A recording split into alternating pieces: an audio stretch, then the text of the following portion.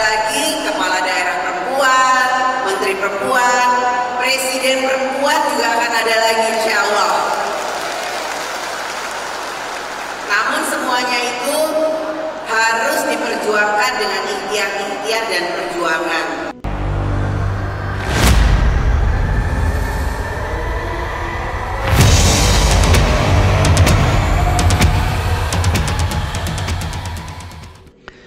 Assalamualaikum warahmatullahi wabarakatuh. Jumpa lagi dengan Enjoy Channel yang membahas berita teraktual, terhangat, dan sedang menjadi perbincangan publik. Sahabat Enjoy Channel, kali ini yang akan kita bahas mengenai calon presiden dari PDIP, yaitu Puan Maharani. Sebagaimana kita ketahui bahwa hari ini Puan Maharani berkunjung ke kediaman Prabowo Subianto. Kunjungan kali ini adalah kunjungan kedua setelah kunjungan ke Partai Nasdem yang kemarin juga ketemu Pak Surya Paloh.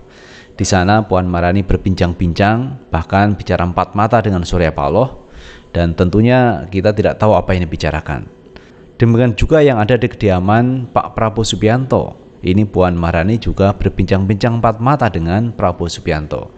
Lagi-lagi kita tidak tahu apa yang dibicarakan, tetapi paling tidak yang dibicarakan adalah mengenai Pilpres dan pemilu di 2024. Karena bagaimanapun juga Puan Maharani ini adalah sosok yang diunggulkan di PDIP supaya nanti maju di Pilpres 2024. Tetapi kalau kita melihat di Partai Gerindra, ini juga mengusung Pak Prabowo untuk maju di 2024 sesuai dengan aspirasi dari semua kader Partai Gerindra yang menginginkan Prabowo maju yang keempat kalinya di Pilpres 2024. Kemudian kalau kita melihat Puan Maharani, kali ini Puan Maharani ini mendapatkan suara yang cukup baik berdasarkan survei Kedai Kopi. Dalam survei itu Puan Maharani masuk tokoh yang punya elektabilitas nomor 4. Nah ini lumayan teman-teman, kalau yang dulu Puan Maharani ini tidak diperhitungkan, tetapi sekarang mulai diperhitungkan masuk dalam tokoh yang punya elektabilitas nomor 4. Yang pertama kalau menurut Kedai Kopi teman-teman, itu ada Ganjar Pranowo. Di bawah Ganjar ada Prabowo Subianto. Di bawah Prabowo ada Anies Baswedan. Di bawah Anies ada Puan Maharani. Dan di bawah Puan Maharani ada Sandiaga Uno. Jadi Puan Maharani berdasarkan survei Kedai Kopi ini menempati ranking keempat. Dan ini tentu modal bagi Puan Maharani untuk terus menggenjot elektabilitasnya menuju ke Pilpres 2024. Cuman masalahnya kalau kita lihat bahwa Puan Maharani ini kan diunggulkan sebagai capres. Prabowo Subianto ini juga diunggulkan menjadi calon presiden dari partai koalisi antara Gerindra dan PKB. Harapannya kemarin adalah Prabowo ini duet dengan Muhaimin Iskandar untuk maju di 2024. Tetapi kali ini dengan kehadiran Puan, ini ada pertanyaan dari wartawan, apakah tidak mungkin nanti duet dengan Puan Maharani, Prabowo Puan.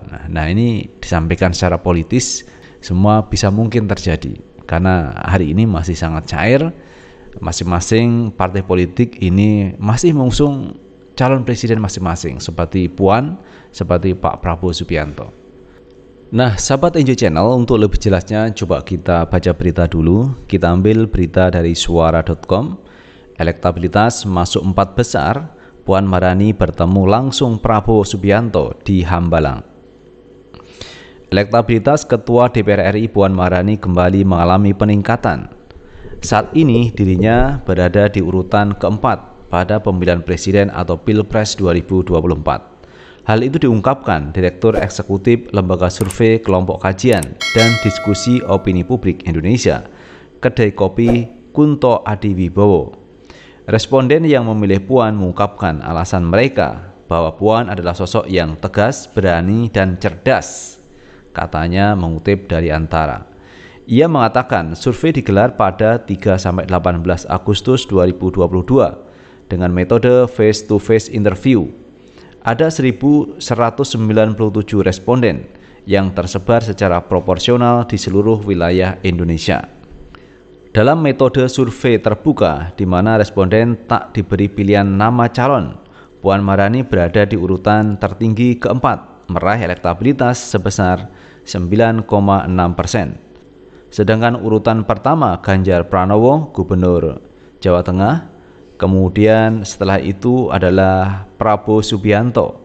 Setelah Prabowo ini Gubernur DKI Jakarta Anies Baswedan, dan setelah itu Puan Maharani, kemudian Sandiaga Uno.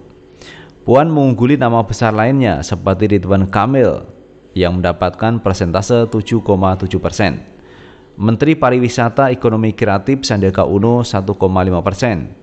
Ketua Umum Partai Demokrat Agus Harimurti Yudhoyono dengan 1,3%. Dan Ketua Umum PKB Muhaimin Iskandar 1,3%. Sementara dalam survei metode tertutup, di mana responden sudah diberi sejumlah pilihan nama 19 tokoh, Puan tetap berada pada posisi keempat dengan elektabilitas 11,3%. Dalam skema tertutup ini, katanya Puan lagi-lagi hanya kalah dari Ganjar Pranowo, Prabowo Subianto, dan Anies Baswedan. Elektabilitas Puan dalam survei kali ini sudah jauh meningkat dari survei-survei sebelumnya yang digelar sejumlah lembaga lain. Papar dia, Kunto menilai Puan masih sangat mungkin untuk terus meningkatkan elektabilitasnya karena masih banyak waktu sampai Pilpres 2024 digelar. Apalagi survei kedai kopi terbaru ini mengungkapkan bahwa ada kecenderungan responden yang mulai menerima kalangan perempuan sebagai calon presiden. Mayoritas responden 6,4% meyakini presiden perempuan dapat mengatasi berbagai masalah bangsa saat ini, seperti mahalnya harga bahan pokok dan penegakan hukum yang bermasalah, ujar Kunto. Nah itu teman-teman mengenai kunjungan dari Puan Maharani ke Hambalang, ke kediaman Prabowo Subianto. Ini menarik teman-teman, karena kalau kita melihat Puan Maharani ini berdasarkan survei dari kedai kopi, ini namanya melambung teman-teman. Ada elektabilitas dari Puan Maharani yang menempati posisi keempat. Ini adalah satu peningkatan yang cukup signifikan, karena Puan Maharani ternyata juga punya elektabilitas. Yang sebelumnya nama Puan Maharani ini tidak begitu diperhitungkan di berbagai lembaga survei. Nah, ini adalah sebuah kejutan dari Puan Maharani di mana namanya ini mulai melejit, mulai diperhitungkan. Kenapa begitu? Karena pihak PDIP, pengurus PDIP itu menjagokan Puan Maharani, sehingga nama Puan ini terangkat ke publik, sehingga namanya itu masuk dalam ranking keempat berdasarkan survei dari kedai kopi. Nah, kalau kita lihat seperti ini teman-teman, memang akan banyak nanti calon presiden yang muncul, dan ini memudahkan pemilih untuk memilih calon presiden yang diinginkan. Apalagi kemarin ada pernyataan dari Partai Demokrat bahwa mendukung kalau Puan Maharani itu maju di Pilpres 2024. Tidak hanya Demokrat, kemarin PKS juga begitu, mengapresiasi kalau Puan Maharani itu juga maju di 2024. Jadi biar banyak pasangan calon presiden, jadi tidak didominasi oleh orang itu saja. Jadi ada variasi lain, ada perempuan yang berani maju di 2024. Coba teman-teman kita tonton dulu pidato yang disampaikan Puan Maharani.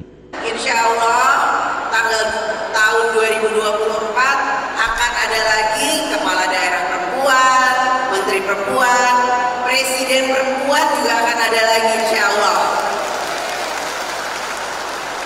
Namun semuanya itu harus diperjuangkan dengan ikhtiar dan perjuangan. Nah itu teman-teman pidato yang disampaikan Puan Maharani, yang mana dia menyatakan optimis bahwa nanti di 2024 ada seorang pemimpin baru, yang itu adalah perempuan, termasuk kepala daerah, kemudian ada legislatif perempuan, ada presiden perempuan di 2024. Dan ini saya pikir positif teman-teman apa yang disampaikan Puan Maharani, yaitu optimisme dia untuk bisa juga maju di 2024. Dan ini juga menjadi referensi dari kedai kopi yang telah melakukan survei dan menempatkan Puan Maharani di urutan keempat, di mana kedai kopi itu mensurvei 1.197 responden yang tersebar di seluruh Indonesia, dan akhirnya Puan Maharani itu mendapatkan 9,6%. Itu artinya adalah satu progres dari Puan Maharani untuk terus memompa diri maju di 2024. Namun demikian, kita tidak pungkiri bahwa pesaing dari Puan Maharani juga cukup berat. Di sana ada Ganjar Pranowo, ada Prabowo Subianto, ada Anies Baswedan. Nah, ini saingan dari Puan Maharani cukup berat. Kemudian yang kedua ini bicara pengalaman, karena pengalaman itu penting, di mana pengalaman sebagai modal untuk memimpin yang lebih besar. Kalau kita lihat Ganjar Pranowo 2 kali menjadi gubernur Jawa Tengah, ini satu modal. Kemudian Pak Anies Baswedan pernah menjadi rektor Paramadina, pernah menjadi menteri pendidikan, dan saat ini menjadi gubernur DKI Jakarta. Dan banyak perkembangan positif dari Pak Anies Baswedan selama memimpin DKI Jakarta. Ini juga adalah modal. Kemudian kalau kita lihat Puan Maharani, Puan Maharani pernah menjadi menteri dan sekarang menjadi ketua DPR RI. Tetapi kalau saya melihat pengalaman menteri, kalau dibandingkan dengan kepala daerah, ini saya pikir lebih surplus kepala daerah. Karena kepala daerah itu memimpin daerah, punya wilayah, punya kekuasaan yang ada di daerah itu, dan bisa membuat program-program atau membuat satu kebijakan yang itu berpihak kepada masyarakat yang dipimpinnya. Dan terbukti kalau kita lihat Anies Baswedan sudah membuat program yang dirasakan, seperti Pak Anies membangun JIS, Jakarta International Stadium. Pak Anies membangun yaitu sirkuit Formula E. Pak Anies kemarin memberikan PBB gratis, pajak bumi bangunan gratis, di mana yang punya NJOP di bawah 2 miliar. Dan di atas 2 miliar mendapatkan potongan atau diskon 10-15%. Pak Anies membangun rumah susun yang kemarin sudah diresmikan, ada 33 tower rumah susun yang dibangun oleh Pak Anies Baswedan. Ini luar biasa. Pak Anies kemarin membangun sebuah rumah sewa, rumah kontrakan. Pak Anies membangun apartemen. Nah, ini adalah program-program yang langsung menyentuh kepada masyarakat.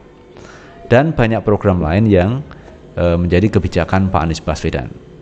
Nah, itu sahabat Enjoy Channel yang bisa kita bahas kali ini, dan terima kasih telah menonton video ini. Sukses selalu. Assalamualaikum warahmatullahi wabarakatuh.